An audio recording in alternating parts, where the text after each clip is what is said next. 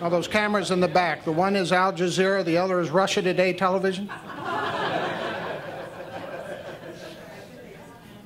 You're banned. Get out. No, this is the First Amendment lounge, isn't it? I'm happy to provide the mult box to increase your sound quality. Well, ladies and gentlemen, we're going to continue our program. We've got more great speakers, including the finale, Pamela Geller, author of the book, The Post-American Presidency, who is going to sign your copies of the book. We're providing those copies for free. It is an excellent book. When I started America's Survival over 11, 12 years ago, there were some who looked at the title, the name of my group, and said, America's Survival? This guy is off his rocker. He's crazy. He's a lunatic. Survival? How is America's survival threatened? Very few people are laughing anymore. We're in a desperate situation,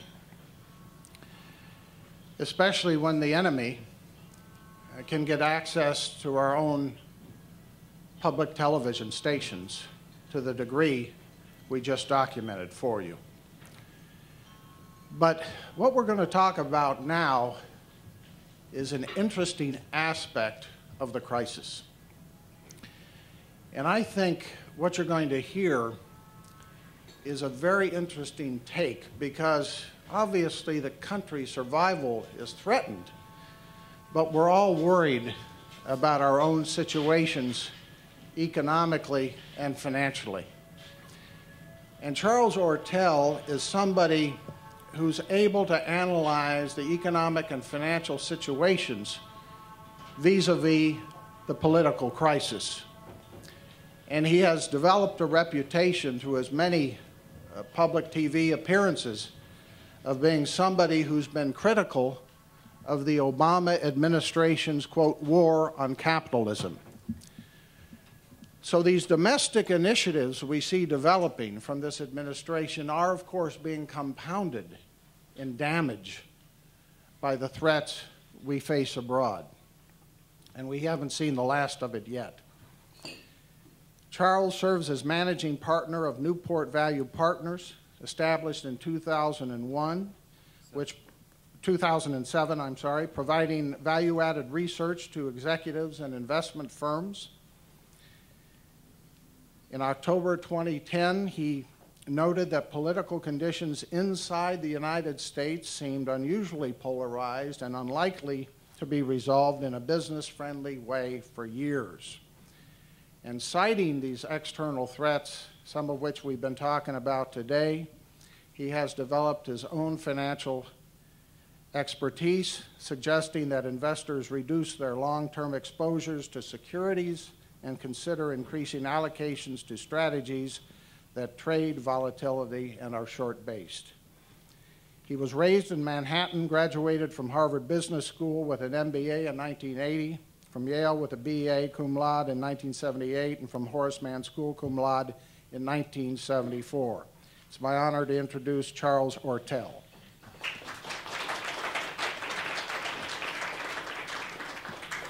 Well, thank you very much, Cliff, for that kind and generous introduction. Even though I am a lapsed member of the silent majority, having started to come on television and radio beginning in September 2008, it was with great trepidation that I decided to come down to Washington, D.C. and accept the invitation to speak here on April Fool's Day, because I'm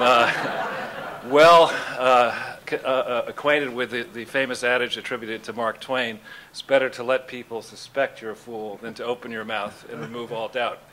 So what I'd like to do here today is actually talk about three different topics. I'll give you, by way of introduction, a little more color about me and my background.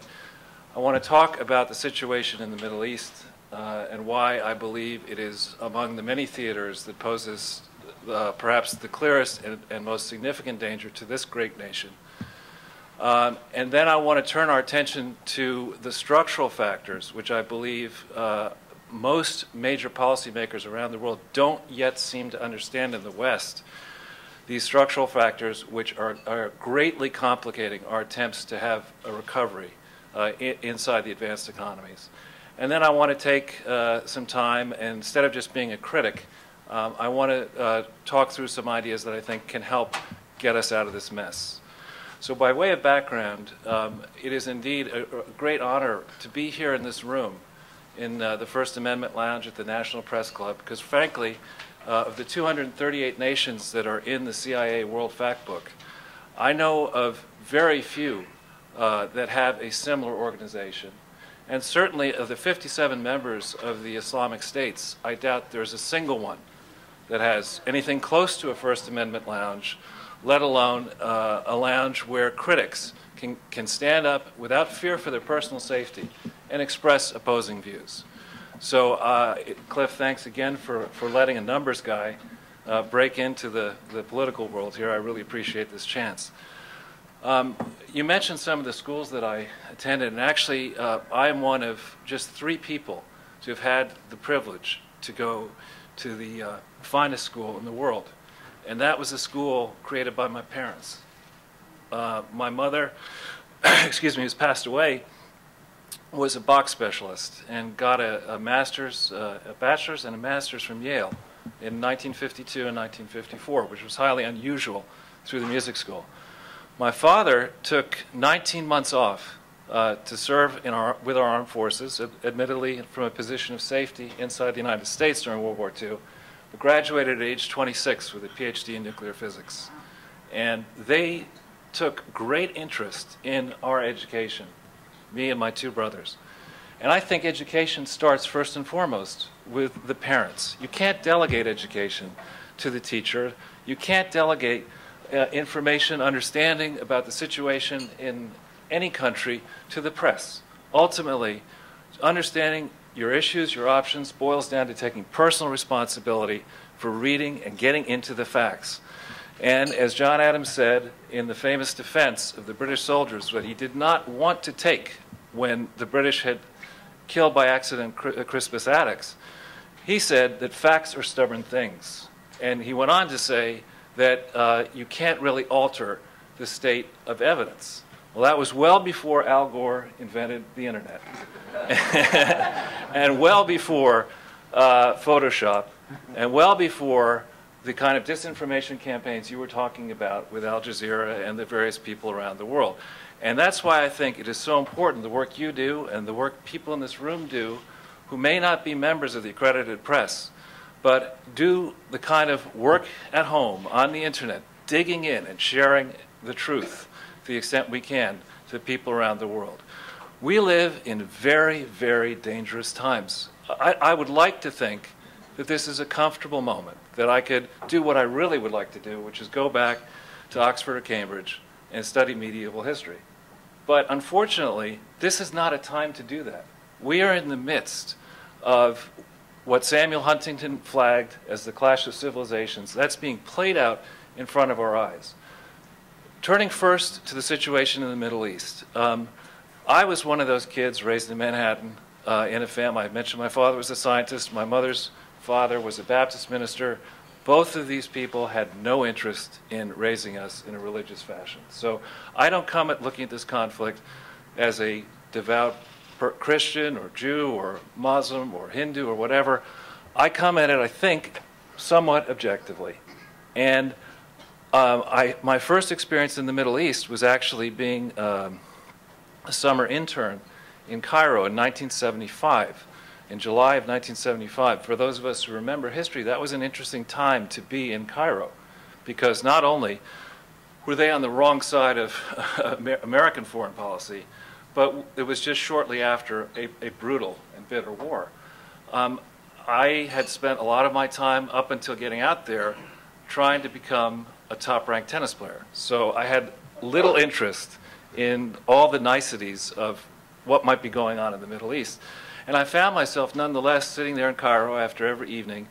These various and sundry exiles from around the Middle East would drag all the Westerners out to the back and try to get us into all the complexities of the Middle East. And, you know, there are many, many points of view out there, and many issues, and there's a long and complex history. And the first question we have to ask ourselves as Americans is, where are our vital interests in the Middle East? What are the important things that this small country, we have only 5% of the world's population, 95% of the world's population is outside our borders. Where should we be spending our energy? And I think we found out in 2001 that one area has to be understanding who our friends are and who our enemies are in the Middle East. And I had the fortune for a number of years, actually I retired briefly in 2002, but prior to 2002 for about 8 years, I was in partnership with Nicholas Brady's son, Christopher. And through that, I had access to very high-level contacts around the world, very high-level investors around the world. We had investments all over the place. And I was able to look at things both at a high level and right on the ground. And I concluded, just coincidentally, in August of 2001, with all of our contacts around the world, I felt that something was not going right. I got very nervous when I saw the developments in Iraq. Up until that moment, I had, in the Small World Department, I had dinner on September 10th at San Pietro Restaurant in New York, which is a fantastic Italian place. I don't own it.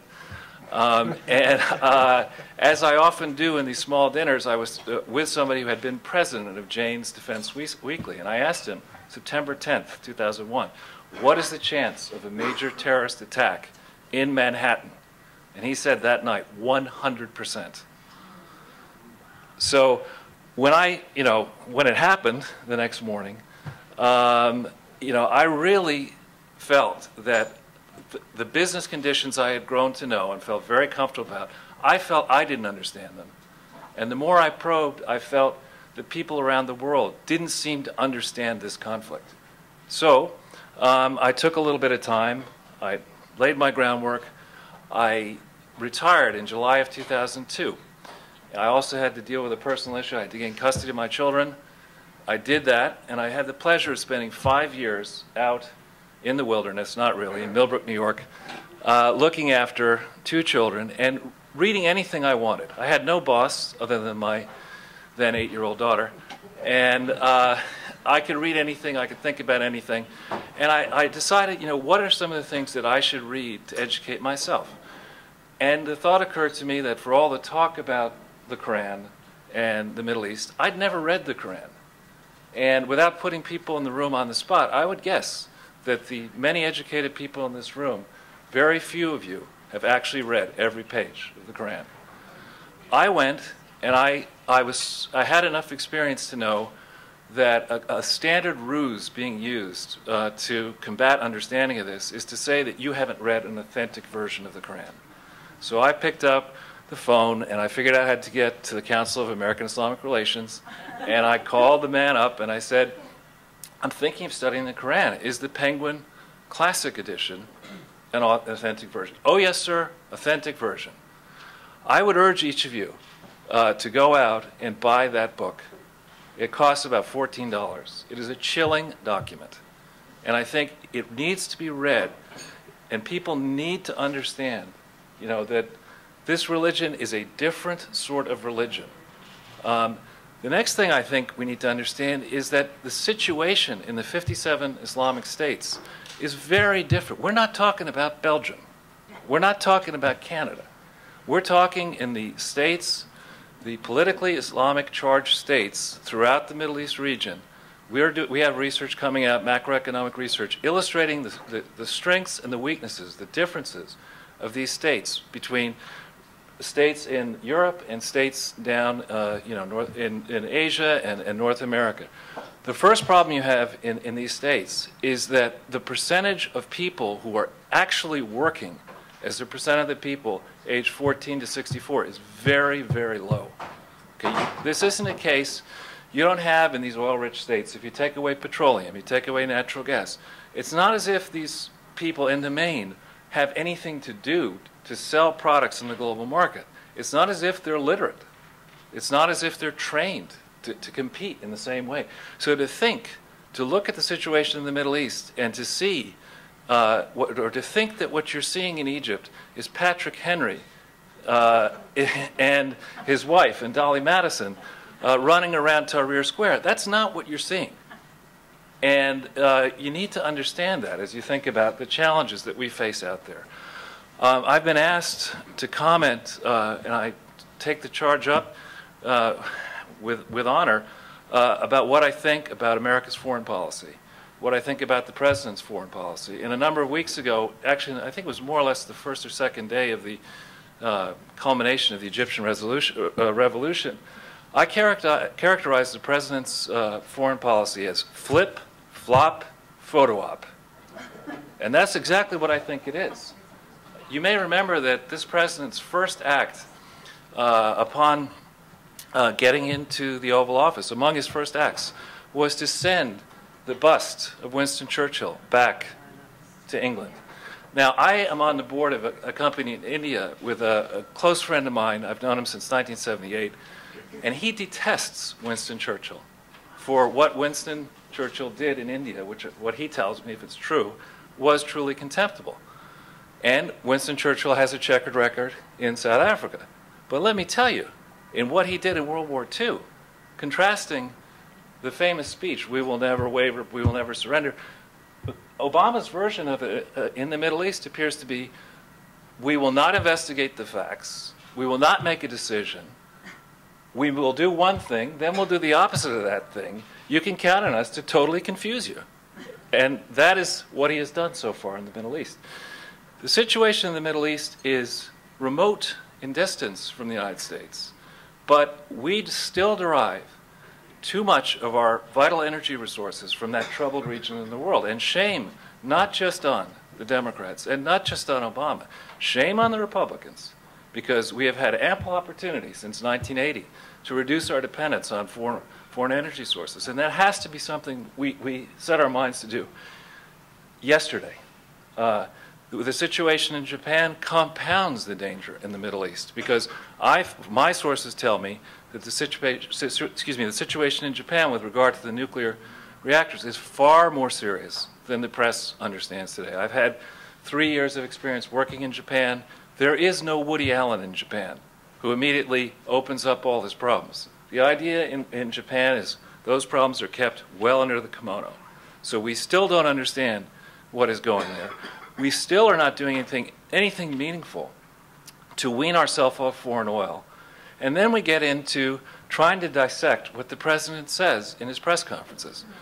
Earlier, I think it was this week, was it 7:30 on Monday, I guess, that he spoke?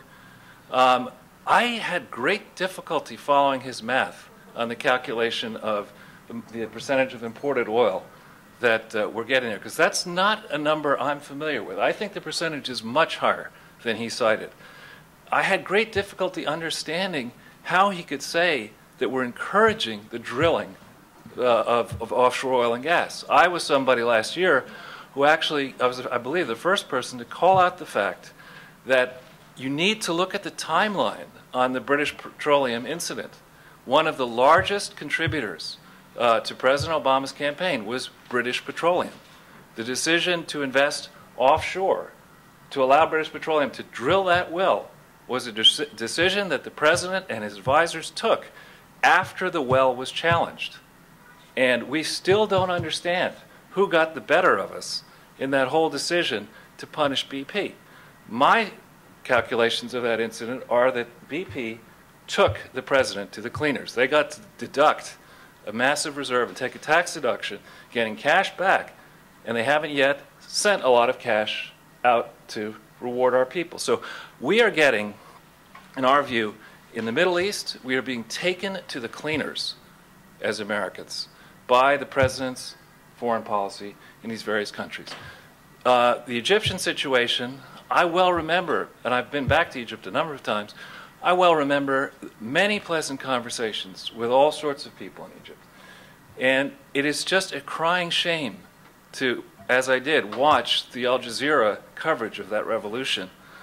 I spent quite a bit of time actually doing it, and I know a little bit of Arabic. So I was able to listen to what the English people were saying and to listen to some of the words.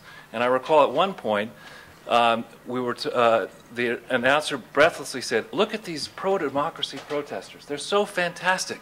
And in the background, I could hear what this one person was saying. He was saying, one judge, which is an essential component of Islam. There is only one judge, and that judge is Allah. And that is not at all consistent with a secular pro-democracy movement. And I think we're finding out today that that is so far away from what we all were initially told was the great victory in Cairo. In Libya, when I saw that happening, I'm sure all of us have connections to Lockerbie. I lost a friend in Lockerbie.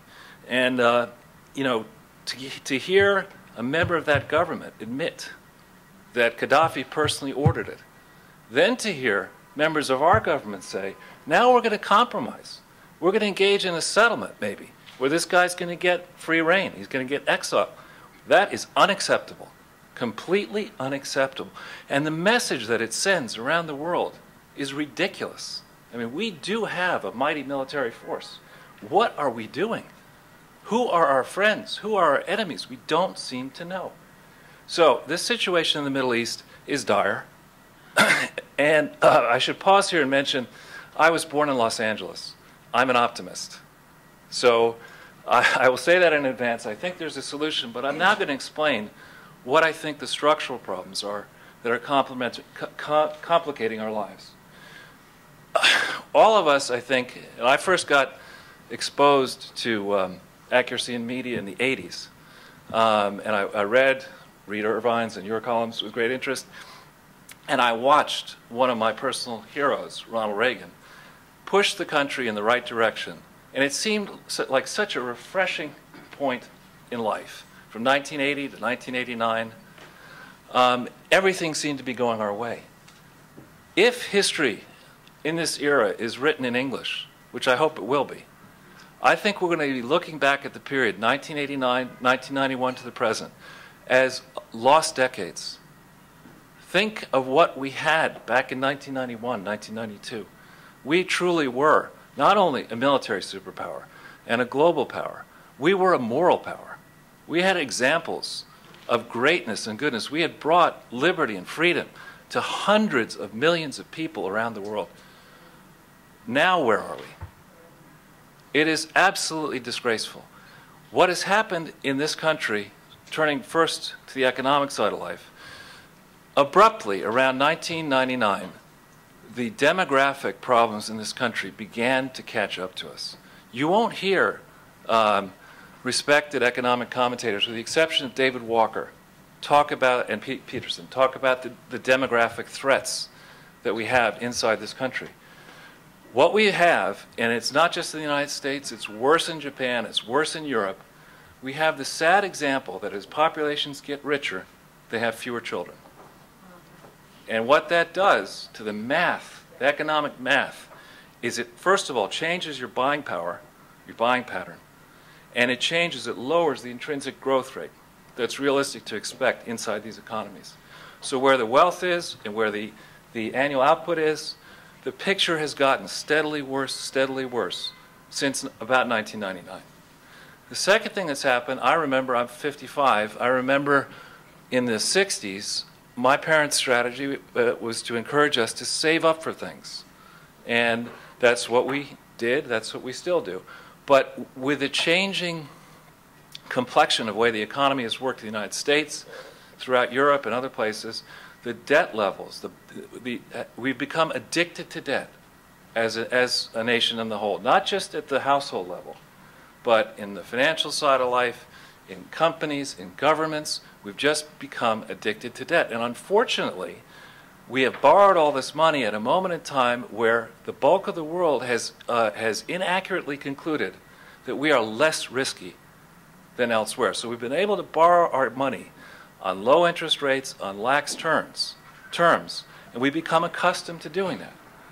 When this changes, as I have been warning, the first time I met Cliff officially was when he interviewed me after the brazenly stupid announcement of QE2, which I warned back in or early November will destroy wealth by at least 20%. I think we're along the way to doing that, sitting here on April Fool's Day. So we have too much debt. We have an equity market that is basically, you should have to have, in my judgment, a license to invest in the equity market. You should have to do some basic homework before you pick stocks. And unfortunately, you can get out there, as I mentioned, I'm a tennis player, you can get out there in the equity markets and have a fun game of tennis, but you're playing against Roger Federer and you don't know it until you lose all your money.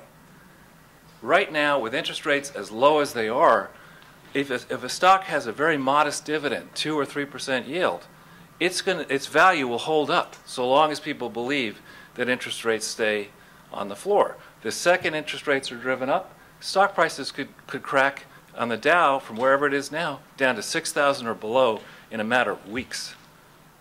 So we are living now at the mercy and hostage of bond vigilantes. A man who is hardly one of my idols, save for the fact that he married Mary Maitland, is James Carville, who I think correctly pointed out several years ago that the most powerful people in the universe are bond vigilantes. And bond vigilantes are beginning to see the blood in the water that is all over the water here in the United States. And our next appointment is going to be with those bond vigilantes who have been watching, and I have been watching with a degree of sadness, the poor performance of our Tea Party elected people in Congress. I've pointed out repeatedly that the true problem inside this country, the fiscal problem, is not at the federal level. We have 89,000 government entities in the United States today, official ones. When you look at the BEA, the Bureau of Economic Analysis, NIPA tables, you'll see that the total deficit is not as advertised. It's 1.6 trillion. And it is total spending of 5.6 trillion, total revenues of 4 trillion. Now let's put those numbers in perspective. The second largest economy in the world after ours, using GDP, which I don't think is a fair representation of economic activity. I think it overstates it. But the second largest is China at roughly 5. Japan, who knows what it is today? Let's call it 4.8. There is no other economy as big in its entirety as $4 trillion.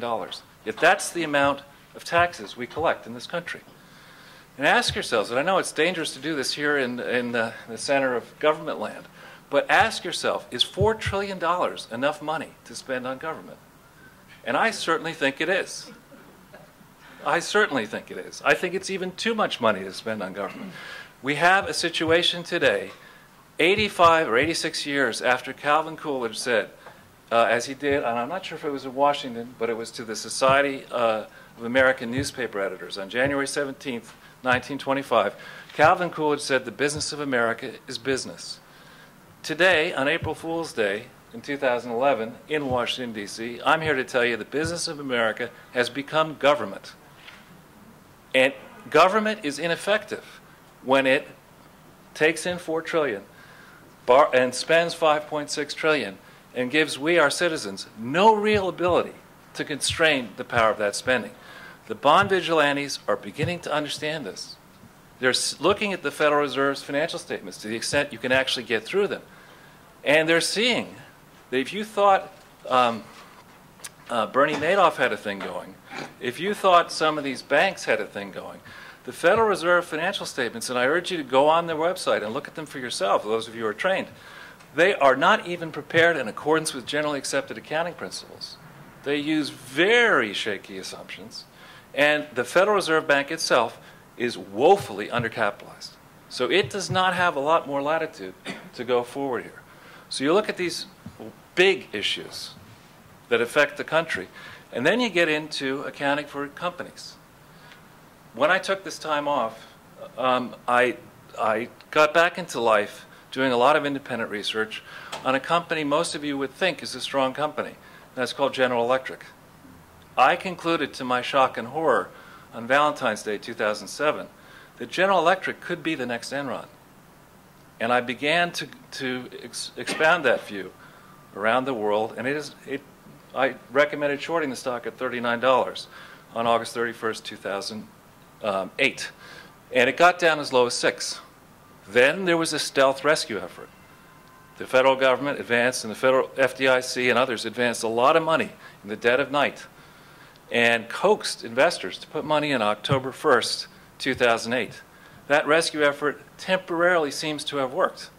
But I tell you, we're about to go into a new crunch when companies like GE, that all of us think are powerful and strong, companies like GE fall, and other companies that have shrunk their balance sheets, that have found too much debt, have taken on too many contingent liabilities, household names that we all think as Americans are strong, when they again crumble following this extraordinary rescue, that's going to usher in a new crisis in confidence.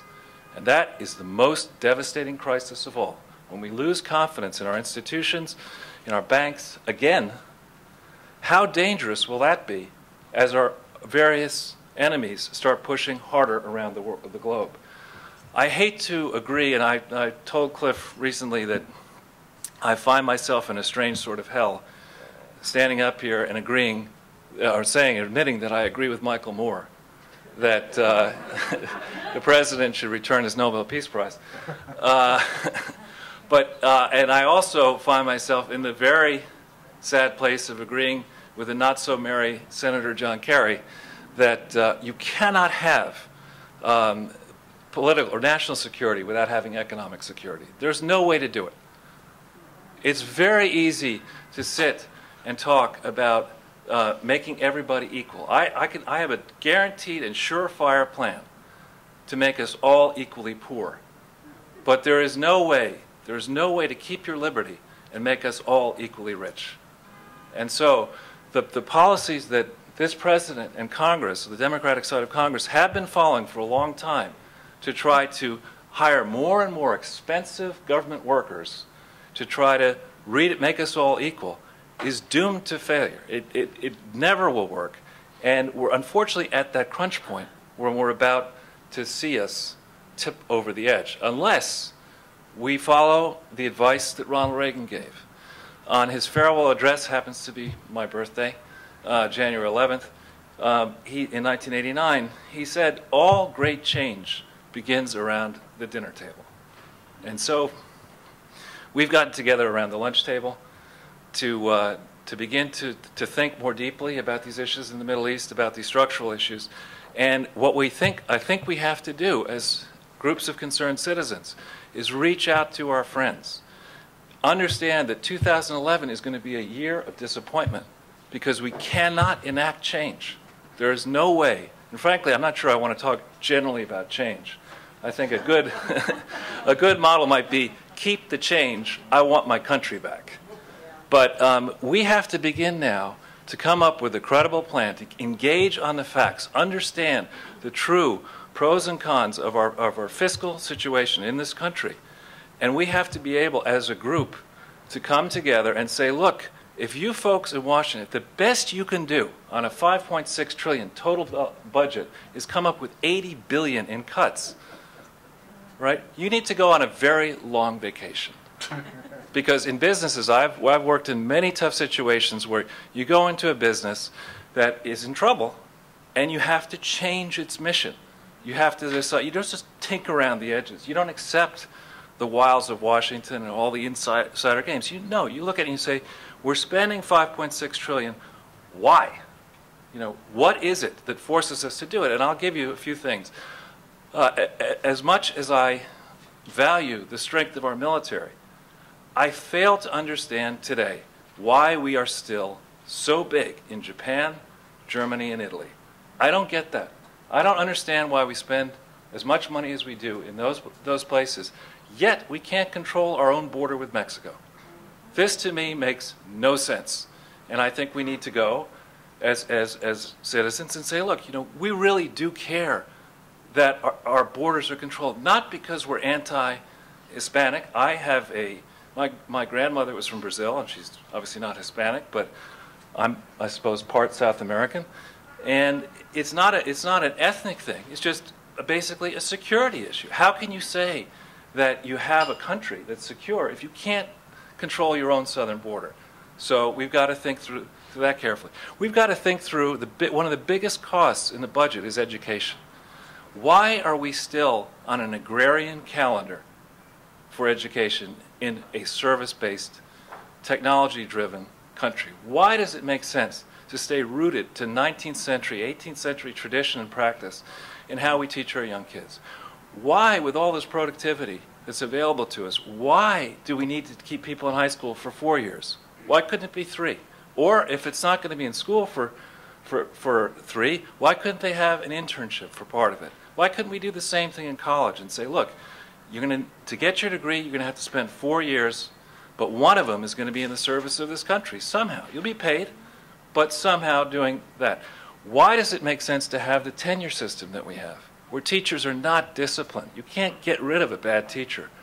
I'm a difficult parent in these schools. I sent my children to private schools, and I had so much fun fighting with headmistresses and headmasters. One glorious interchange occurred when I was told, Mr. Ortel, before you get started, I just want to let you know that I'm an educator, and you're not an educator, so you don't know how to teach your children.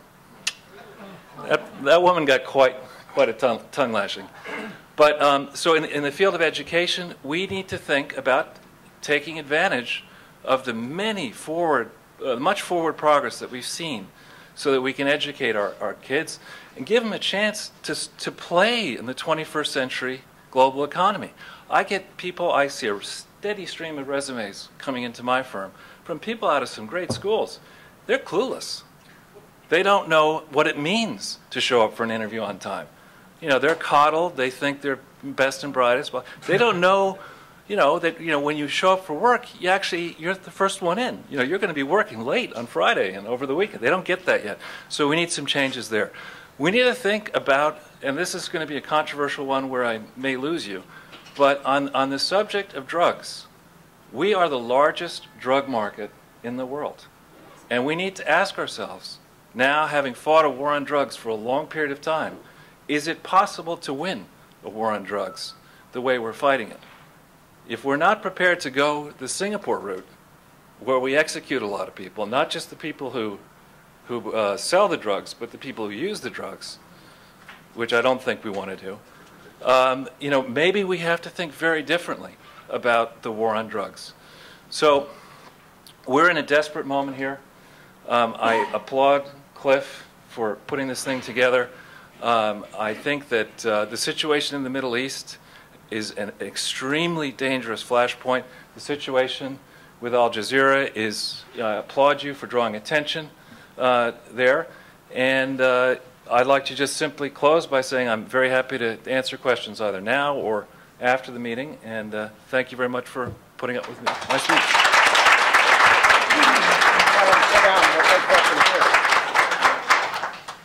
Yes, we got some time for questions. I wanted to make one point,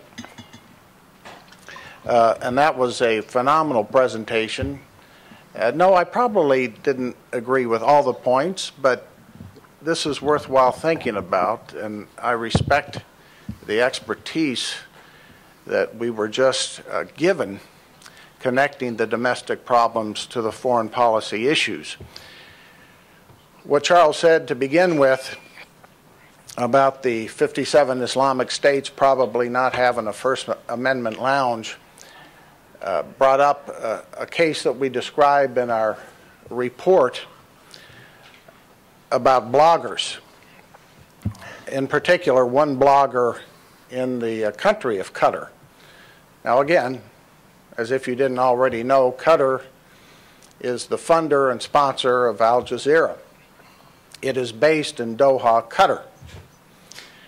And on March 1st, a blogger in that country was detained and taken away by the security police employed by His Highness the Emir.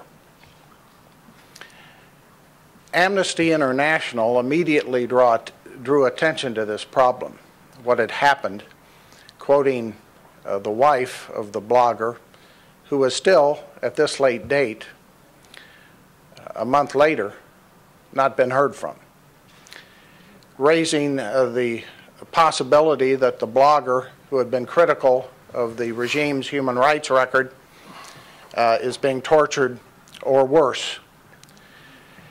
In this case, Al Jazeera, amazingly enough, did run a brief story about it, quoting Amnesty International as saying the blogger had been taken away incommunicado, and then Al Jazeera, in its story, said something to the effect that officials of Qatar were asked for comment and had no comment. It made me think, here you've got this multi-million-dollar channel, English and Arabic, based right there in a country where this blogger has been taken away by the regime, possibly being tortured to death, maybe dead for all we know at this time. And all this channel can do is say that they contacted the regime and couldn't get a comment. I mean, where's the investigative reporting? Where's the ambush interviews of the Qatari officials about where this blogger is? Where are the protests on Al Jazeera itself about what's being done to a blogger in their home state, their home country? Just another indication of how bad it is in the Arab Muslim world, in a country where they claim that Al Jazeera demonstrates their commitment to news and information. Such a tragedy and such a farce that this kind of channel can be presented as a serious independent news organization when they can't lift a finger for somebody in their own country who may be being tortured as we speak. This is the kind of hypocrisy that we face with Al Jazeera. And yet, what did we find the other night on March 30th at the Radio TV Congressional Dinner? Al Jazeera paid for a big table, actually a couple tables, at this dinner, and they invited officials of the CIA, the State Department, and the National Security Council to sit at their table, giving them respectability and acceptance. You'll see a news release we've issued because yesterday, the day after this dinner, I gave a call to another person who was at the Al Jazeera table by the name of Matthew Lee of Associated Press, who is the, quote, dean of the State Department Press Corps, who was listed as a guest of Al Jazeera at this Radio TV Correspondents' Dinner. You can see the results of my interview. He was so flabbergasted because I was questioning him about his participation, his attendance at the dinner, and his association with this terrorist channel that finally he said, wait a minute, everything I've told you so far is off the record. He says, I've got to talk to my editors about this. Well, anybody who knows journalism knows that was a little too late. If you want something off the record or not for attribution, you make that clear before you talk to the person interviewing you. So I've put it on the record. Just such an absurd position for a, quote, reporter, an American reporter, to be in, to be a guest of this channel at the Radio TV Correspondents Association. And then when I asked him some tough questions about why he went, why he took Al Jazeera's money and got this fancy dinner, he said, wait a minute, this is all off the record. You know, this is what we're up against. And we have so many in our own media who are willing to excuse it. Let's go to some questions for Charles. Anybody? Sir, let's go. This gentleman, make sure it's... I want to sway a little bit. Is that on? Yeah. Okay. Speaking to the mic a little bit, sir, just so we... talk about a little bit about a question about economical issues that you touched. Nowadays, we see unprecedented transfer of wealth from West to Arab countries supplying us with with oil. What do you see wrong with creating similar concern like OPEC to create by the West something like called OPEC, Organization of Petroleum Importing States, and somehow connect and match price of oil with price of goods that go in opposite direction? I can stand, actually, if it's easier. Okay, sure. Just easier. I should have mentioned, and that's an excellent question. The problem, unfortunately, is that there are now competing systems out there. It's not the case where the United States can say, you know, do it our way or take the highway. We have, you know, our view. We have the European country view. We have a danger that most of us had assumed for a while was sort of not something we didn't have to worry about. And I don't mean this with disrespect to anybody, but after 1989-91, I think many people in this room, myself included, probably thought we'd never have to worry much about Russia, about a resurgent Soviet threat. I don't think you can safely assume that anymore. I think you have a different viewpoint of how the world should be organized that's led by communist China, and I don't think we necessarily at all want to go down that track. I have mentioned I spent a lot of time in India. So we have many different parts of the world that are buying oil and that have a different way of looking at dealing with the people who sell oil. So I'm not a huge fan of cartel activity of any kind.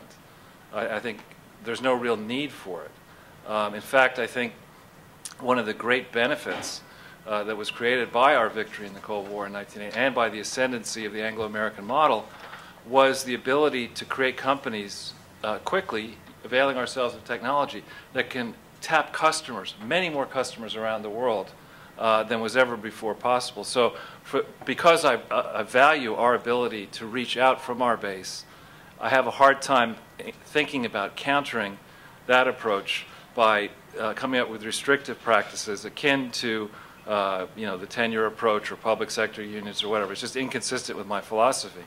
I'd rather see us think very sensibly about our own great energy resources. I mean, why is it? One of the things we did, it was a crazy project, and I haven't told you about this, but I'll admit it at this meeting. A fellow came into my office when I was working in a different place and said, I've got a great project. I want to drill for oil and gas in Paris. And I said, you mean Kentucky, right? And he said, no, no, no. Think Eiffel Tower, you know, biggest oil rig on the planet. And I looked at this guy and I said, you know, you have a pretty serious drinking problem, don't you? And but it turns out that there is actually oil and gas in and around Paris. And we took over a small business from the Rothschilds with just 27 barrels a day, which is tiny. And in the space of 3 years, we had 2,000 barrels a day coming out of shallow wells outside France. I'd rather see us do that kind of stuff inside the United States, up in Alaska, onshore as opposed to offshore. We have tremendous resources. Let's go that way as opposed to playing an approach that I don't think really works. Any other questions? In the back, Max? Wait a minute. Wait until the microphone comes.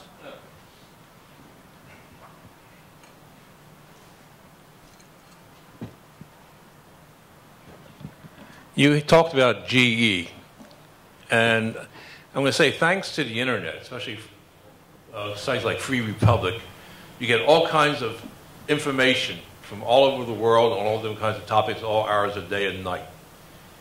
And every once in a while I see something about GE showing up, the head of GE showing up at the White House all the time.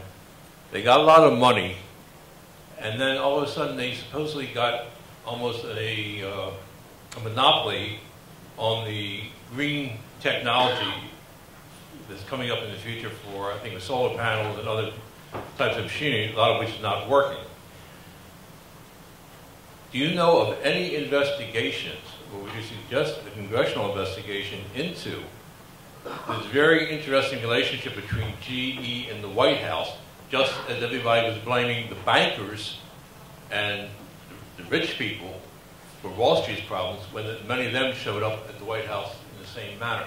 I see somebody coming in the back door, walking out with a lot of things in that bag, and I want to know what's in that bag. Well, I don't know you, sir, but thank you for that question. I will try to restrict my answer to an hour and 25 minutes, to just a few minutes. If you were to Google my name and GE, you would find quite a bit of public information and analysis that our firm has put out there. And the GE story, when I first told it to a man who since died, a great man from Oppenheimer, last name Metz, he said that the GE story is likely to be the biggest business story of the century. And the reason for that is that it doesn't simply deal only with a man who has to be either the most unlucky or the most inept man on the planet in business, Jeff Immelt. The GE story, to understand it properly, you've got to go back into the tenure under Jack Welch and ask yourself, is Immelt just unlucky? Or was Welch's reputation, is Welch's reputation for success not fairly given? And I think we're at that point now. I think people are beginning, you talk about the intersection of media and big business. The poor and now, totally discredited John Edwards, actually, he was 2/3 right when he said that there are two Americas. There are actually three Americas. There's the America, people in this room, many of whom I would guess are more the rugged individualist class, who value property rights, who are out there trying to make the best of all the greatness that we have in this land without much government help. Then you have the people who are wholly in the government activity, dependent on transfer payments and government jobs and insulated from the market. And unfortunately, the unholy intersection is in the middle, where GE is, between corporate and government.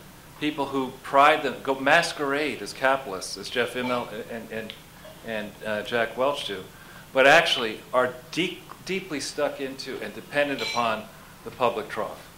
Well, we called out, I was frankly concerned that I might have lost my mind back in 2007 when I studied GE for the first time, because I'd spent 5 years away from Wall Street, and it's a complicated company.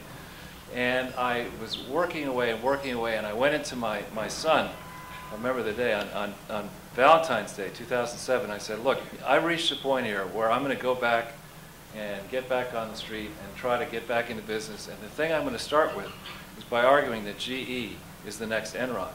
And I need to warn you that one of two things are going to happen.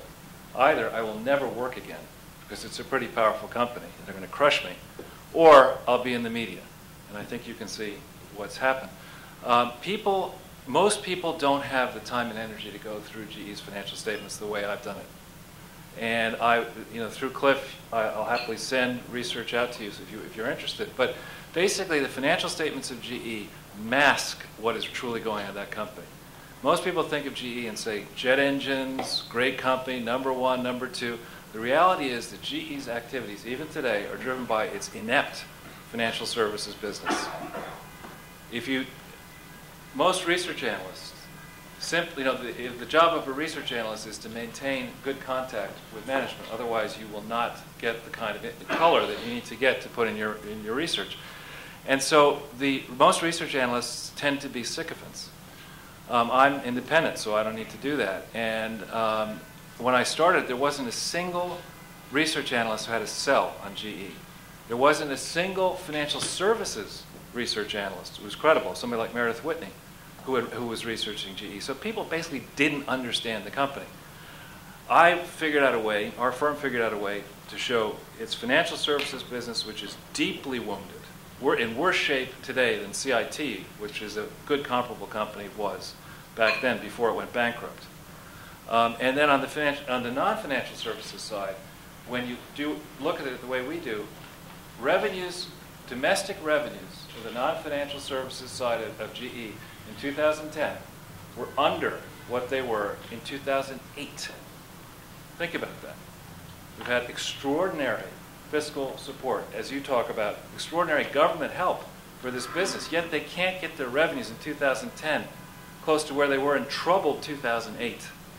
So You're absolutely right, and I'll tell you one person, again, the unlikely alliances that happen in life.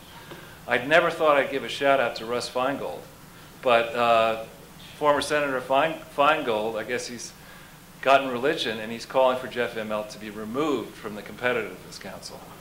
I don't understand. I mean, I suppose I do understand why the president would put Jeffrey Immelt to lead the Competitiveness Council. He's just trying to prove that he does not understand. He, the president, he definitely does not understand business if he thinks that Jeff Immelt is going to tell anybody how to create jobs. They haven't been able to do it at GE. When Immelt took over, the company had $200 billion in debt. It now has about $470 billion in debt. It has about the same hard book value, tangible book value. There's a great story that the New York Times had, I guess a week ago, on GE's curious approach to corporate income taxes. Now, I've called on a TV for a 10% corporate income tax rate, because those of us who understand finance understand that corporations don't pay taxes. The customers pay the taxes. So, you know, to call for a higher corporate income tax is to miss an essential point. That is that, you know, you're just punishing yourself. And we do live in a world with 238 countries, so somebody else will figure this out. And you're going to bleed jobs the way we bleeded jobs by raising a corporate income tax rate. But if you're going to have a corporate income tax, why not, here's the thought, enforce it. And the notion that you could have, let a company like GE, which is, I've met with these people in the past, rigorously controlled from the United States. Don't think for a second that major decisions at GE are made anywhere other than in Stamford and Fairfield, Connecticut. So to avail yourself of these lower tax rates, you have to be able to prove that the decisions were actually made in the countries. I don't think they can do that. But yet, you know, they're very powerful. They owned, until recently, NBC. And it's a complex mess. So they're overmatched, or people who might look at it are overmatched. The public, though, is beginning to understand this, and there are two people I like to recognize. Tom Borelli and his wife, Deneen Borelli, have been very vocal on this issue and getting a lot of traction with Glenn Beck and Hannity now, and also with even O'Reilly have been on this issue. So I would look for change, constructive change at GE. One more question? Yeah, Wes? Right over here.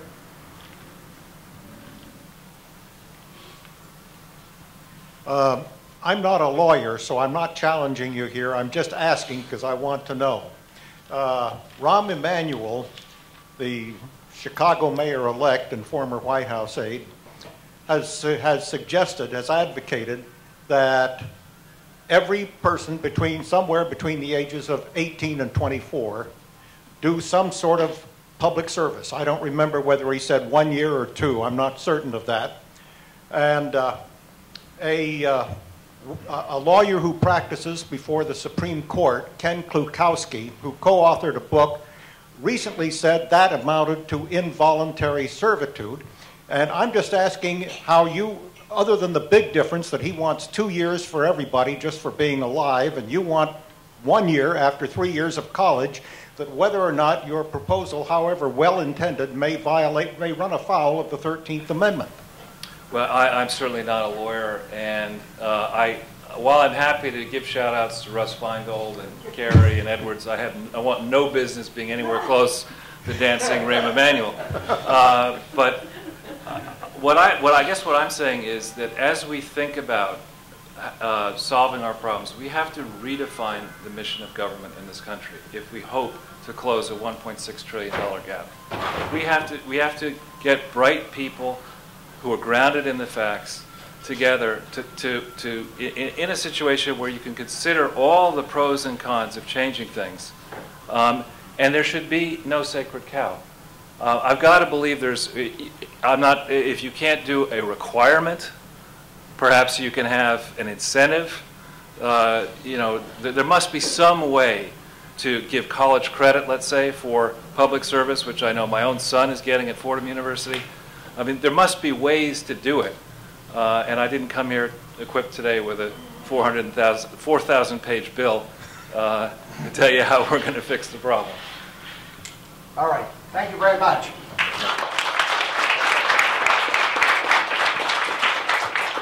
I know you're all anxious to get up and go out and sell your GE stock, but I'm going to ask you to stay in your seat. Lee, would you come up?